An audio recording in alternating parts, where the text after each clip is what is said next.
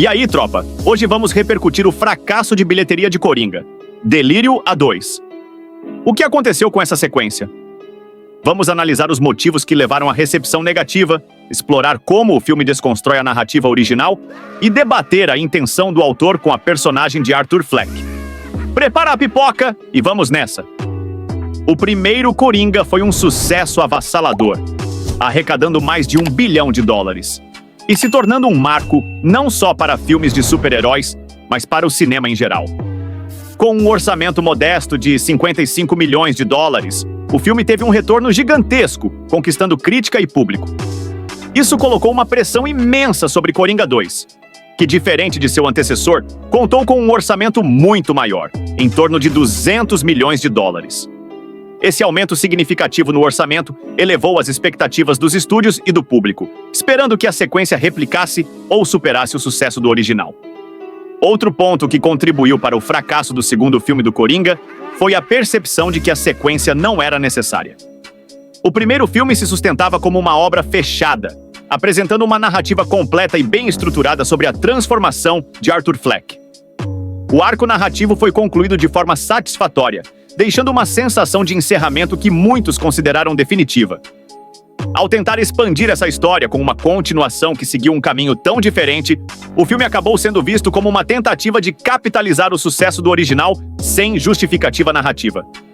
Isso levantou questionamentos sobre se essa nova abordagem realmente tinha algo a acrescentar ou se existia apenas para fins comerciais, o que contribuiu para a desconfiança e o desinteresse do público. Um dos maiores riscos que Delírio A2 tomou foi a sua decisão de se transformar em um musical psicológico, algo que dividiu os fãs. Enquanto alguns espectadores apreciaram a ousadia de misturar elementos musicais com a narrativa sombria, muitos fãs do primeiro filme, que esperavam uma continuação direta do estilo realista e cru, sentiram-se traídos. A ideia de ver Arthur Fleck, um personagem tão carregado emocionalmente em cenas musicais, foi vista por parte do público como uma escolha inadequada, afastando principalmente aqueles que admiravam o tom sombrio do original. No primeiro filme, vimos a ascensão de Arthur Fleck como uma figura que, apesar de suas ações violentas, ganhou simpatia do público ao representar uma crítica social e a luta de um indivíduo contra as injustiças do sistema. Em Coringa 2, no entanto, Todd Phillips escolheu desconstruir essa narrativa. A sequência se afasta completamente da construção do personagem como o vilão clássico dos quadrinhos, e aprofunda ainda mais a tragédia de Arthur, sugerindo que ele continua sendo apenas uma vítima da sociedade e de seus próprios demônios, sem assumir de fato a persona do Coringa que os fãs esperavam. Todd Phillips e sua equipe buscaram fazer algo diferente, e por mais ousada que tenha sido a abordagem, ela acabou alienando uma parte significativa da base de fãs do primeiro filme. A ideia era explorar a mente de Arthur Fleck por meio de sua relação com Harley Quinn, interpretada por Lady Gaga. No entanto, em vez de seguir a dinâmica tóxica e instável que os fãs conhecem dos quadrinhos, o filme propôs uma visão mais artística e poética, que nem todos aceitaram bem. A Harley Quinn aqui não é apenas a parceira insana do Coringa, mas uma personagem que simboliza e amplifica os delírios de Arthur, um elemento que, para muitos, tirou o foco da trama principal e tornou o filme confuso e desconexo. Os motivos para o fracasso de Coringa 2 vão além do formato musical e da desconstrução do personagem principal. A competição com outros filmes e a saturação de lançamentos de grandes franquias também contribuíram. Em 2023, o público demonstrou sinais de fadiga com os filmes de super-heróis e adaptações de quadrinhos, com títulos como The Flash e Shazam, não alcançando o sucesso esperado. Mesmo com a proposta diferenciada de Coringa, que tenta se afastar da fórmula tradicional, ele acabou sendo arrastado por essa tendência de desinteresse crescente do público. Outro fator foi o marketing. Enquanto o primeiro Coringa foi vendido como um drama psicológico profundo, Delírio A2 enfrentou dificuldades em definir e comunicar o que exatamente estava entregando ao público. O marketing pouco eficaz não conseguiu atrair nem os fãs do primeiro filme, nem novos públicos que poderiam se interessar pela proposta musical. Apesar dos problemas com o roteiro e a recepção negativa, não há como negar a entrega e dedicação de Joaquin Phoenix e Lady Gaga em Delírio A2. Phoenix continua impressionando com sua interpretação complexa e intensa de Arthur Fleck, mergulhando fundo nas nuances do personagem. Lady Gaga também trouxe uma performance poderosa como Harley Quinn, mas muitos sentiram que sua participação foi limitada e pouco explorada. A expectativa era de que ela tivesse um papel mais central e impactante, aproveitando seu talento e carisma para equilibrar a trama ao lado de Phoenix.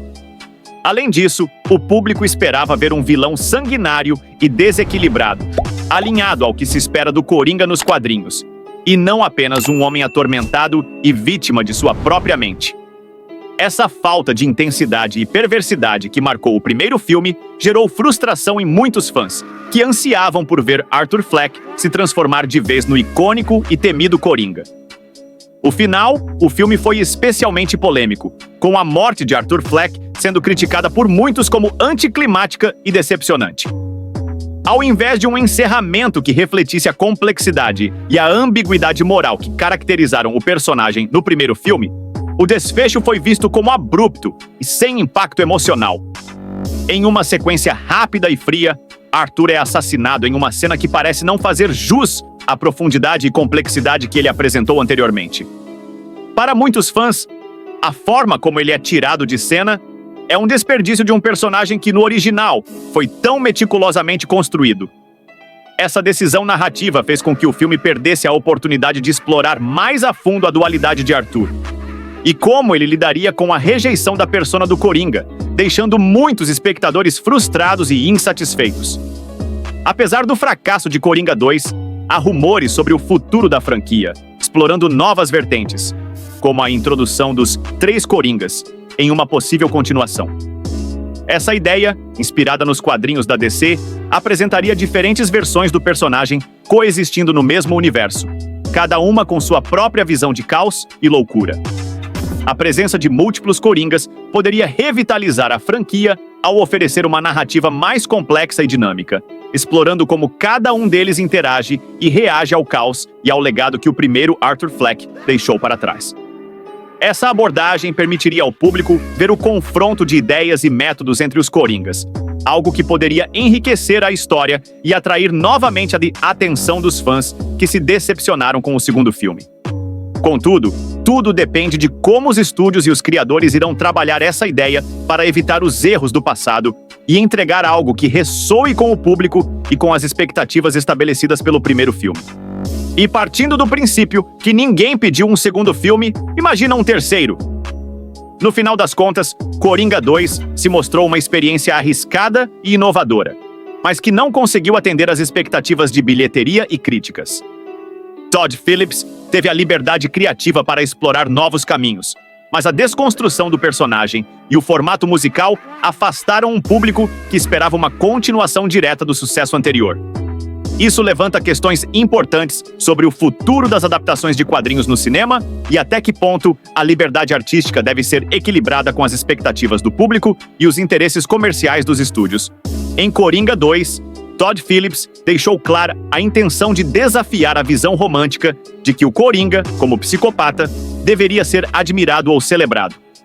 A abordagem do filme visa desmistificar a figura do vilão como alguém carismático e sedutor, tentando, em vez disso, mostrar a realidade sombria de um indivíduo atormentado e cheio de falhas. Esse paralelo reflete a necessidade de transmitir uma mensagem mais responsável ao público, evitando glorificar comportamentos destrutivos e nocivos. Nos quadrinhos, o Coringa é muitas vezes retratado como um vilão imprevisível e fascinante, que, apesar de suas ações brutais, cativa a atenção dos leitores. Ao optar por uma visão mais humana e perturbadora do personagem, Phillips busca questionar essa admiração, reforçando que ele não é um herói ou alguém a ser emulado. No entanto, essa escolha levanta um debate sobre a viabilidade de filmes focados em vilões. É possível fazer histórias cativantes e comercialmente viáveis com personagens que possuem índoles e valores moralmente condenáveis? Isso traz à tona um dilema, já que a tentativa de humanizar ou justificar as ações de vilões icônicos pode afastar o público, que muitas vezes busca o entretenimento puro sem uma reflexão moral profunda.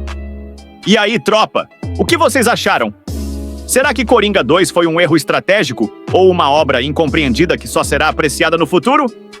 Compartilhe a sua opinião aí nos comentários e não esquece de se inscrever no canal para mais análises como essa. Comandante se despedindo. Câmbio, desligo!